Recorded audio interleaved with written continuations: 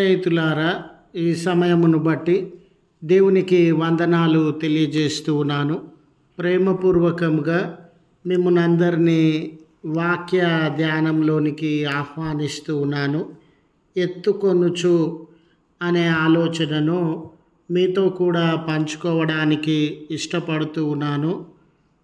గనుక దేవుని యొక్క వాక్యాన్ని మీరు ముగింపు వరకు ఆలకించాలని, మీ కుటుంబ సభ్యులతోనూ తోటి విశ్వాసులతోనూ ఈ వీడియో షేర్ చేసుకోవాలని, మీ ప్రార్థన మనవులు ఎట్టివైనను కామెంట్స్ రూపంలో కానీ ఫోన్ కాల్ ద్వారా కానీ తెలియజేయండి. నమ్మకంగా మీ కొరకు ప్రార్థిస్తాము. ఈ వీడియో మీ ఆధ్యాత్మిక జీవితములకు ఉపయోగకరంగా ఉండినట్లయితే దయచేసి ఈ ఛానల్ను సబ్స్క్రైబ్ చేసుకొనవలసినదిగా మనవి చేస్తూ ఉన్నాను. లేఖనము యెషయా గ్రంథము 46వ అధ్యాయము 4వ వచనము. నిన్ను ఎత్తుకొనుచు రక్షించువాడను నేనే. స్నేహితులారా, ఈ వరదలు విపరీతంగా సంభవిస్తూ ఉన్నటువంటి తరుణంలో, విపరీతమైన వర్షాలు సంభవిస్తున్నటువంటి ఈ తరుణంలో రోడ్డు వెంబడి నడవాలనంటే చాలా వరదలు అడ్డంకిగా మారినటువంటి వేళ చిన్న చిన్న బిడ్డలను వారి తల్లిదండ్రులు ఎత్తుకొని నడిపించేటటువంటి వారుగా ఉన్నారు. చూడండి, ఎప్పుడైనా కూడా తమ చిన్న బిడ్డలు నడవలేని స్థితిలో ఉండినప్పుడు, లేదా బలహీనతలకు లోనైనప్పుడు, భయానికి ఆందోళనకి లోనైనప్పుడు, చిన్న చిన్న కాలువలను దాటలేని పరిస్థితులలో ఉన్నప్పుడు, అదే రీతిగా ఎత్తు ఎక్కలేని పరిస్థితిలో ఉండినప్పుడు, అలాంటి అనానుకూల పరిస్థితులు, ఎండ, చలి, వాన లాంటివి సంభవించినప్పుడు తమ చిన్న బిడ్డలను ఎత్తుకొని ముందుకు నడిపించి వారిని సేఫ్ ఏరియాలో, భద్రత కలిగినటువంటి స్థలం యుద్ధకు నడిపించేటటువంటి వారుగా ఉంటారు. స్నేహితులారా, ఆ తల్లిదండ్రులు ఎత్తుకోవడం వలన ఈ వారి చుట్టూ ఉన్నటువంటి భయములు, చుట్టూ ఉన్నటువంటి సమస్యలు, చుట్టూ ఉన్నటువంటి అపాయములు ఆ చిన్న బిడ్డలకు తాకకుండా ఆ తల్లిదండ్రులు ఎత్తుకొని ఆ బాధల నుండి రక్షించేటటువంటి వారుగా ఉన్నారు. అదే రీతిగా ఒక గొర్రెల కాపరు ఉన్నాడు అనుకోండి. ఏదైనా గొర్రె గాయము పాలై, అనారోగ్యము పాలై నడవలేని స్థితిలో ఉండినప్పుడు, మరి చిన్నతనం కలిగి బలహీన స్థితిలో నడవలేకపోతూ ఉన్నటువంటి వేళ తన భుజముల మీద మోస్తూ దానిని గమ్యమునకు చేర్చేటటువంటి వాడుగా ఉన్నాడు. చదవబడిన ఈ లేఖన భాగము ఇశ్రాయేలు, యూదా జనాంగములను ఉద్దేశించి రాయబడినట్లు మనము గమనిస్తాం. యెషయా కాలం నాటికి ఇశ్రాయేలు జనాంగం కానివ్వండి, యూదా జనాంగం కానివ్వండి, కొట్టబడి, తిట్టబడి, అవమానింపబడి, దోచుకొనబడి, పరాయి పాలనలో పరాయి దేశస్థులుగా, మరి దిక్కు లేనటువంటి జీవితాన్ని వారు అనుభవించినటువంటి వారుగా ఉన్నారు. వారి జీవితములన్నీ సొమ్మసిల్లిపోయినవండి. వారికి కలిగిన అవమానములను బట్టి, దుఃఖములను బట్టి, చీకట్లను బట్టి, తిట్టబడిన స్థితిని బట్టి, కొట్టబడిన స్థితిని బట్టి, అనేక రకములైనటువంటి దూషణలకు, దాడులకు, గాయములకు లోనైనటువంటి అనుభవములను బట్టి చూడండి, ప్రజలందరూ వారిని నిలువబెట్టి వారిని చూస్తూ నవ్వుల పాలు చేసినప్పుడు, వారి జీవితములను వెక్కిరింతల పాలు చేసినప్పుడు, వారి హృదయములు ఎటువంటి వేదనకి, చింతకి లోనైనవో మనము అర్థము చేసుకోవచ్చు. పరాయి పాలనలో ఇవన్నీ కూడా ఈ జనాంగములు అనుభవించేటటువంటివిగా ఉండినవి. స్వేచ్ఛ వారిలో లేదు, స్వతంత్రం వారిలో లేదు. వారిని ఇష్టానుసారంగా నిందించేవారున్నారు. నిష్టానుసారంగా వారి మీద అబద్ధ సాక్ష్యములు మోపేవారున్నారు.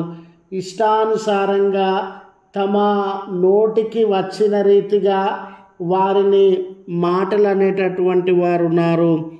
ఇవన్నిటిని బట్టి చూడండి, నీ జీవితమైన నా జీవితమైన మాటి మాటికి గాయాల పాలైతే, మాటి మాటికి అనారోగ్యం పాలైతే, మాటి మాటికి శత్రువులు దాడి చేసి హింసిస్తే, బాధిస్తే, మనల్ని తృణీకరిస్తే, హేళన పాలు చేస్తే, మనల్ని చూసి నవ్వేటటువంటి వారుగా, మరి అవమానమునకు గురి చేసినటువంటి వారుగా ఉంటే, స్నేహితులారా, మనము శారీరకంగా మానసికంగా ఎంతో కృంగిపోయినటువంటి స్థితిలో ఉంటామండి. మన జీవితంలో ఇక ముందుకు సాగాలన్న ఆశ కానీ, ముందుకు సాగాలన్న ధైర్యం కానీ నశించిపోయి మన జీవితంలో కదలలేక మెదలలేక ఎంతో వేదనను, ఒంటరితనాన్ని అనుభవించేవిగా ఉంటామండి. ఎందుకంటే ఇన్ని అవమానాల తర్వాత ముందడుగు మనం ధైర్యంతో వేయలేని పరిస్థితులు, ఇన్ని గాయముల తర్వాత, ఇంతమంది మనలను హేళన చేసిన తర్వాత, ఇంతమంది మన మీద అబద్ధ సాక్ష్యములు పలికిన తర్వాత ఒక అడుగు ముందుకెయ్యాలనంటే ఎవరి నుంచి ఏ బాధ ఎదురవుతుందో, ఎవరి వలన ఏ శోకం ఎదురవుతూ ఉందో, మరలా ఎవరు దాడి చేయడానికి సిద్ధంగా ఉన్నారో, ఎవరు ఏ అబద్ధ సాక్ష్యాన్ని పలకడానికి సిద్ధంగా ఉన్నారో, మరలా ఎవరి స్వార్థానికి, ఎవరి నవ్వుకి, ఎవరి హేళనకి నేను లోనవుతాను అని ఒక అడుగు ముందుకేయడానికి మనము భయపడతాం కదండి. ఇశ్రాయేలు యూదా జనాంగం కూడా ఇన్ని చెరలు, యుద్ధములు, దోచుకొనబడి, అవమానింపబడి, నవ్వుల పాలై, తృణీకరింపబడి, ఇవన్నీ వాళ్ళ జీవితంలో ఒక్కొక్క గాయము వారి హృదయం అనుభవించిన తర్వాత మనమేం బాగుపడతాంలే, మనకేం భవిష్యత్తు ఉంటుందిలే, మనము ఈ చెరలో నుండి ఏం బయటకు వస్తాంలే అనే నిరాశ, నిస్పృహలను వారు అనుభవించేటటువంటి వారుగా ఉన్నారు. వారి అవమానముల వలన, ఆవేదనల వలన, ఒంటరితనము వలన వారికి భవిష్యత్తు మీద ఆశలు సన్నగిల్లి, జీవితం అంటే అవమానాలే, దుఃఖాలే, అపార్థాలే, వ్యతిరేకతలే, మనల్ని హృదయపూర్వకంగా అర్థము చేసుకునేటటువంటి వాళ్ళు కానివ్వండి, మన అవస్థను గుర్తించగలిగేటటువంటి వారు కానీ లేరు అని భారభరితమైన జీవితంలో వారు అనుభవిస్తున్నటువంటి వేళ వారు ముందడుగు వేయడానికి బాధపడొద్దని, ముందడుగు వేయడానికి భయపడొద్దని. ఎందుకనంటే మీరు అలసిపోయిన వారుగా ఉన్నారు, సొమ్మసిల్లిపోయినటువంటి వారుగా ఉన్నారు. ప్రజలు మీ మీద వేసినటువంటి నిందలను బట్టి, అవమానములను బట్టి, అబద్ధ సాక్ష్యములను బట్టి, ప్రజలు మిమ్మల్ని తృణీకరించిన విధానమును బట్టి, ప్రజలు మిమ్మల్ని నవ్వుల పాలు చేసిన విధానాన్ని బట్టి మీరు ముందుకు సాగలేని స్థితిలో ఉన్నారు. అయితే నేను ఎటువంటి దేవుడనంటే, నడవలేని స్థితిలో ఉన్నటువంటి మిమ్మల్ని, అవమానమునకు లోనైనటువంటి మిమ్మల్ని, ఎన్నో బలహీనతలో బ్రతుకు భారమైనటువంటి మిమ్మల్ని ఎత్తుకొని ముందుకు నడిపిస్తాను.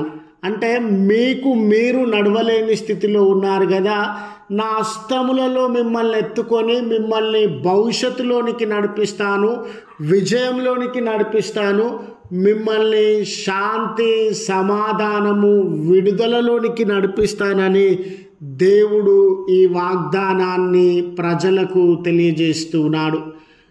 స్నేహితులారా, ఈ వాక్యమును వినుచు ఉన్న మీ జీవితంలో కూడా ఎన్నో కన్నీళ్లను మీరు అనుభవించి ఉండవచ్చు, ఎన్నో అవమానములకి మీరు లోనై ఉండవచ్చు. ఇతరుల యొక్క అదుపు లేనటువంటి నోళ్ళ వలన, ఇతరుల అదుపు లేనటువంటి ఆలోచనల వలన మిమ్మును తప్పుగా చిత్రీకరించాలని, మీ మీద అందరిలో చెడు భావాన్ని కలుగజేయాలని మిమ్మల్ని దోషులుగా, తప్పు చేసినటువంటి వారుగా చిత్రీకరించే ప్రయత్నాలు జరిగి ఉండవచ్చు. నీ జీవితంలో కూడా అలసిపోయి ఇక నేను ముందుకు సాగలేనులే, నా వల్ల కాదులే, ఇంతమంది దూషిస్తూ ఉండగా, ఇంతమంది అవమానిస్తూ ఉండగా నేను ఏ రీతిగా ముందుకు సాగగలను అని అలసిపోయినటువంటి వాడవుగా, లేవలేని స్థితిలో ఉన్నటువంటి వాడవుగా, కదలలేని జీవితాన్ని అనుభవిస్తున్నటువంటి వాడవుగా ఉండవచ్చు. కానీ ఈ వాగ్దానాన్ని దేవుడు నీ కొరకే అందిస్తూ ఉన్నాడు. కుమార్తె, నువ్వు కదలలేకపోతూ ఉన్నావు కదా, కుమారుడా నీవు కదలలేకపోతూ ఉన్నావు కదా, నేను ఎత్తుకొని నడిపిస్తానయ్యా, నీ గమ్యంలోనికి నడిపిస్తానయ్యా, విడుదలలోనికి నడిపిస్తానయ్యా, ఆశీర్వాదము, స్వేచ్ఛ, స్వతంత్రంలోనికి నడిపిస్తానయ్యా అని ఆ గొప్ప వాగ్దానాన్ని దేవుడు నీ కొరకు అందిస్తూ ఉన్నాడు. గనుక అలసిపోయినాను అనుకోకు, అవమానింపబడినాను అనుకోకు, నా మీద ఉమ్మివేసినారే అనుకోకు, అనరాని మాటలు నన్ను అన్నారే అని అనుకోకు. నీవు దేవుణ్ణి ఆశ్రయించు. అలసిపోయిన నిన్ను ఆయన ఎత్తుకొని నడిపించేటటువంటి వాడని గుర్తు చేస్తూ ఈ మాటలు ముగిస్తూ ఉన్నాను. ప్రార్థించుదము. కృపగల తండ్రి, ప్రేమగల మా రక్షక, నీ పరిశుద్ధ నామమునకు వందనాలు చెల్లిస్తూ ఉన్నాం. మరొక దినాన్ని మా జీవితంలో ఇచ్చినటువంటి దేవుడవు. ఈ దినాన అయ్యా మీరెంతటి శక్తిమంతులంటే, ఈ దినం మా భారముల నుండి, ఈ దినం మా అవమానముల నుండి, ఈ దినం మా నిందల నుండి, ఈ దినం మా కొరత, సమస్య, భారము, అనారోగ్యముల నుండి విడిపించడానికి శక్తిమంతుడైనటువంటి దేవుడవు. ఈరోజు నూతనమవుతున్నటువంటి వేళ, సమయము నూతనమవుతున్నటువంటి వేళ, మా జీవితములను కూడా నూతనపరచడానికి సిద్ధంగా ఉన్నటువంటి దేవుడు. అయ్యా మేము సమస్యల వలన, అవమానముల వలన, నిందల వలన నడవలేని, ముందడుగు వేయలేని స్థితిలో ఉండగా మమ్మల్ని ఎత్తుకొని నడిపించడానికి ఇష్టపడుతున్నటువంటి దేవుడు. ఈ ప్రార్థనలో ఏకీభవించుచు ఉన్న ప్రియబిడల జీవితాలు, వాళ్ళ కుటుంబము, వారు ఎక్కడ అలసిపోయినారో, ఎక్కడ విడువబడినారో, ఎక్కడ ఆందోళనకి, భయానికి లోనై ముందడుగు వేయలేకపోతూ ఉన్నారో, వారి హస్తములను మీ హస్తములలోనికి తీసుకొని బలపరిచి ఆ కన్నీళ్ళలో నుండి, ఆ బంధకాలలో నుండి, పోరాటంలో నుండి వారిని బయటకు తీసుకొని రమ్మని ప్రార్థన చేస్తున్నాం. అదే రీతిగా రక్షక, మరొక పర్యాయము, ఈ దినాన ఎవరు సమస్యలో, బాధలో నుండి నన్ను రక్షించవా దేవా అని ప్రార్థించేటటువంటి వారికి విడుదల దయచేయండి. జన్మదినాన్ని జరుపుకొనిచున్నటువంటి బిడ్డలు, వివాహ దినములను గుర్తు చేసుకుంటున్నటువంటి బిడ్డలను, దంపతులను, కుటుంబ సభ్యులను మేళ్లతో నింపండి. విపరీతమైన వర్షములను బట్టి ఎంతోమంది బిడ్డలు కనుమూసినారయ్యా. ఎంతోమంది బిడ్డలు నిరాశ్రయులు, ఆకలి దప్పికలు, బలహీనతలను అనుభవిస్తూ ఉన్నారయ్యా. మీ కృపను వారి ఎడల విస్తరింపజేసి ఈ విపరీతమైన వర్ష పరిస్థితుల నుండి మాకు విడుదల దయచేయమని క్రీస్తు పేరట వేడుకొనుచు ఉన్నాము తండ్రి. ఆమెన్. తండ్రి, కుమార, పరిశుద్ధాత్మ త్రియేక దేవుని దీవెన మనకు తోడై ఉండి మనలను కాపాడునుగాక. ఆమెన్.